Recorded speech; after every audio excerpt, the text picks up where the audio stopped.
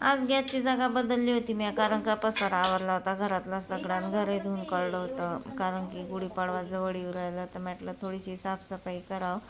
तर मग साफसफाई केली तर आज सकाळपासूनच लागली होती. मी जसं काय साखरपाणी घेतलं होतं तेहीपासून चहा बी मला साफसफाईतच गेला आणि साखरपाणी माझ्या साफसफाईतच गेला. आता एवढी भूक लागली होती का भयानक.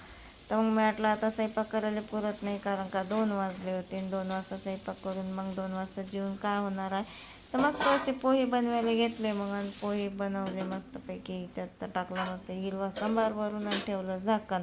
आता काय मला कलिंगड कापायचं होतं, कारण का मी कलिंगड घेतलं होतं सकाळी, ते काही शूट नाही केलं नाही.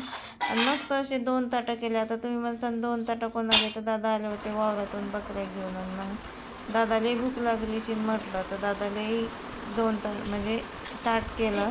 पोहीन कलिंगड दादाला नेऊन दिलं दादाच्या जाग्यावर, तिकडूनच चटई घेऊन आले मी. मस्त असा पोह्याचा नाश्ता केला, म्हणजे जेवणच झालं मला आणि कलिंगड होतं सोबत. आता मी उठणारच नाही, कारण का पाण्याची बॉटल आणि चटई उशी सगळं जवळ गेलं आहे. चला तर मग भेटूया पुढच्या ब्लॉगमध्ये. बाय.